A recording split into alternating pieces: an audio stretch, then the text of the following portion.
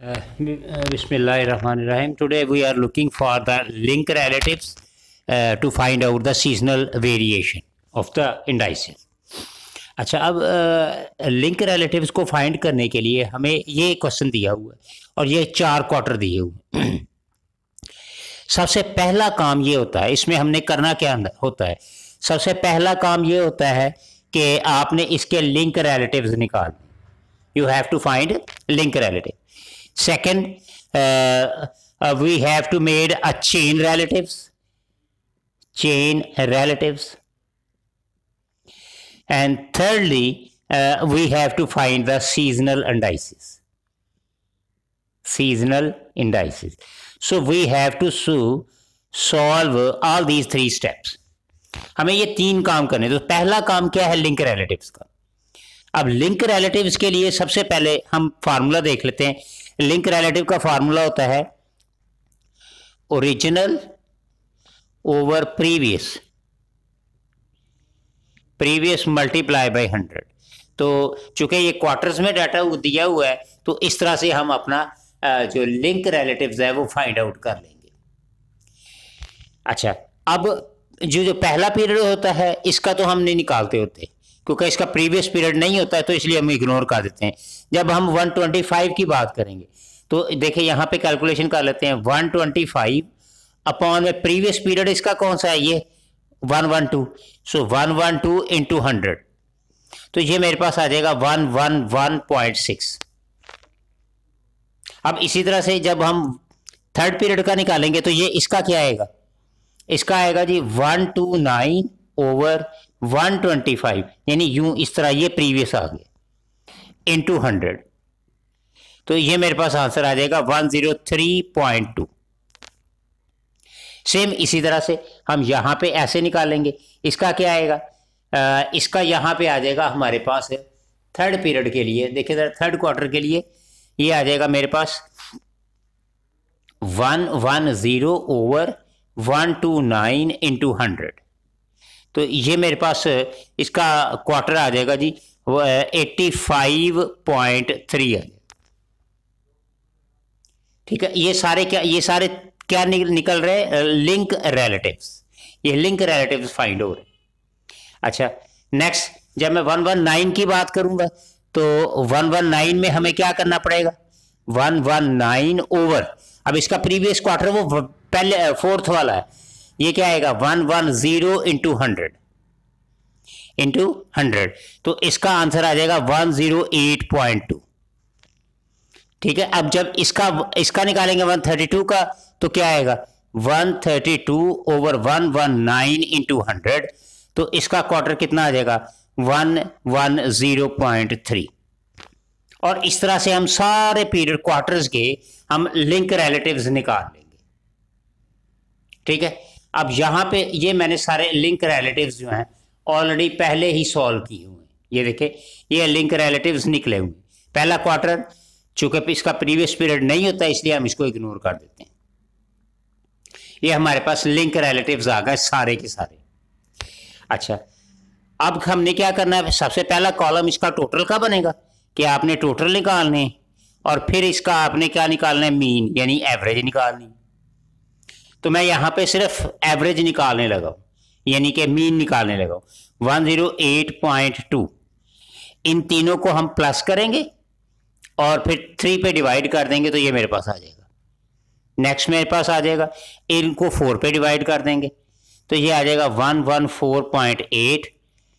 Next मेरे पास आ जाएगा, ये थर्ड क्वार्टर का हम जब करेंगे तो इन सबको प्लस करके हम 4 पे डिवाइड करेंगे, तो मेरे पास एवरेज इसकी आ जाएगी 106.4, और लास्टली मेरे पास एवरेज आ जाएगी 78.4। तो ये मेरे पास आ गई जी टोटल लिंक रिलेटिव्स की एवरेजेस आ गई। अब हमने क्या करना है, अब हमने निकालना है जी चेन रिलेटिव्स। सबसे पहले हमने इस कॉलम के अंदर हमने क्या निकालना है, चेन रिलेटिव्स।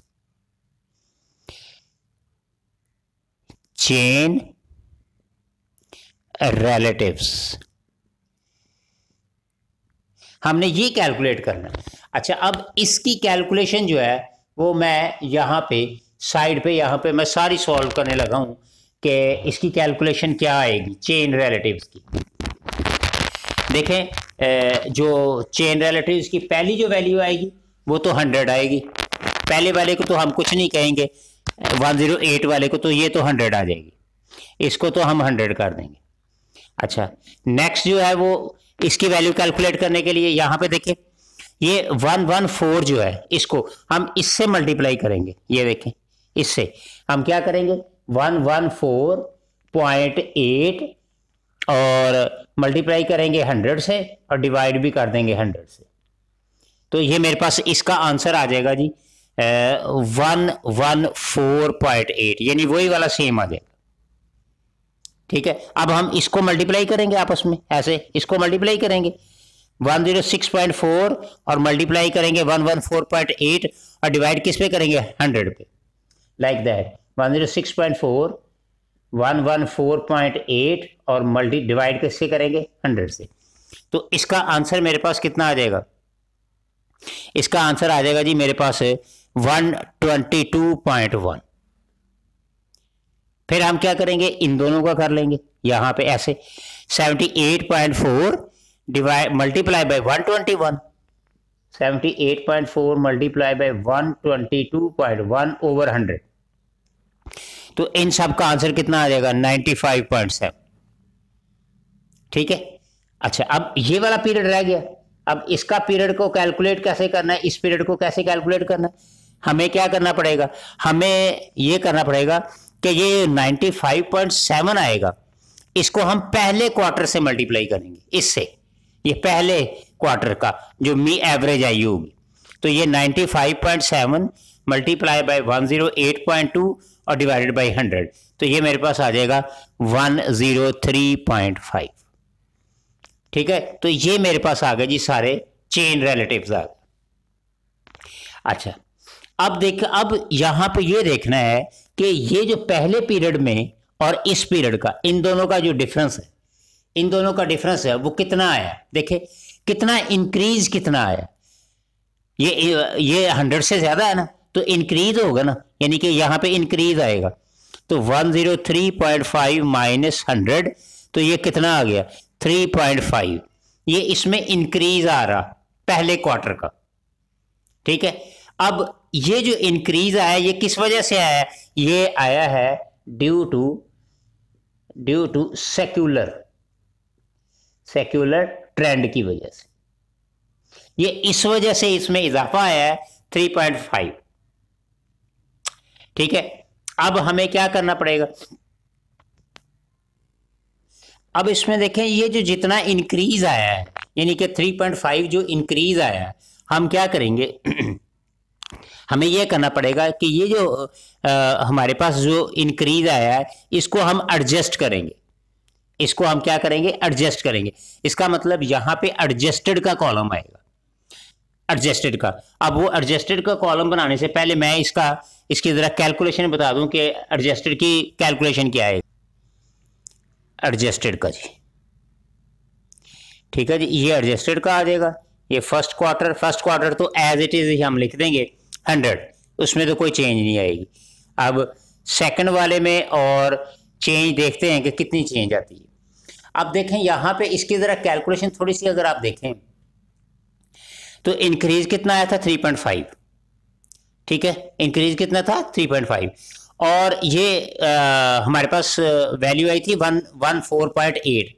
ठीक है, तो हम क्या करेंगे ये 3.5 टोटल क्वार्टर 4 थे, 1 से मल्टीप्लाई करेंगे तो ये आ जाएगा 0.875।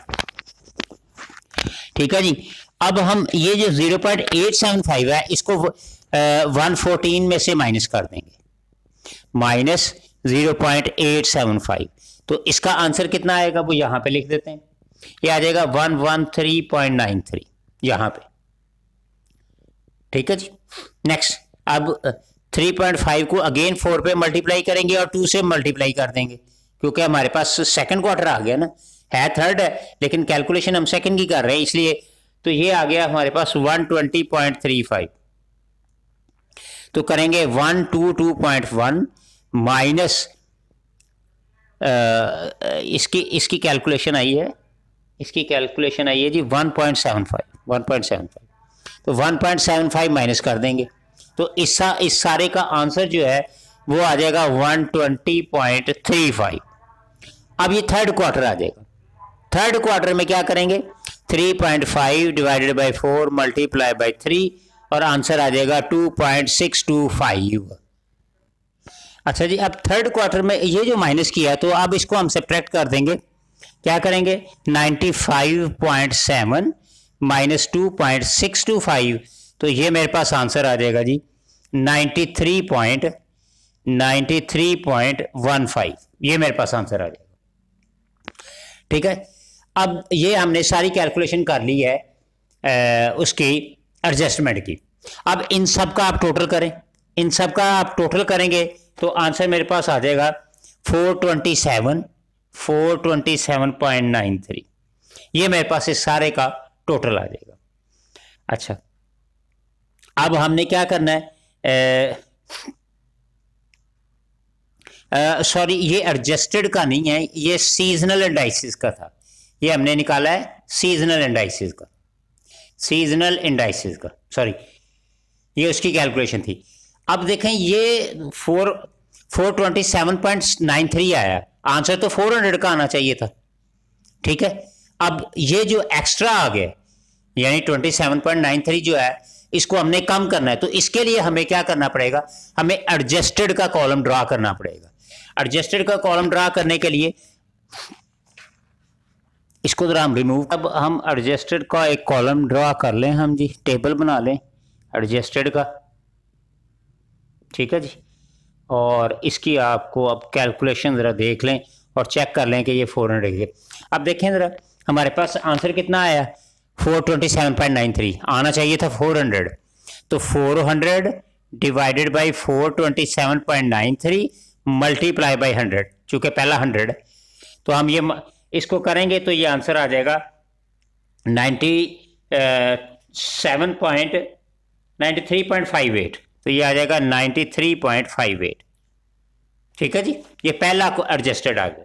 नेक्स्ट आगे अगेन 400 डिवाइड करेंगे 427.93 और मल्टीप्लाई करेंगे 113.93, इससे मल्टीप्लाई कर देंगे यानी सेकंड क्वार्टर से।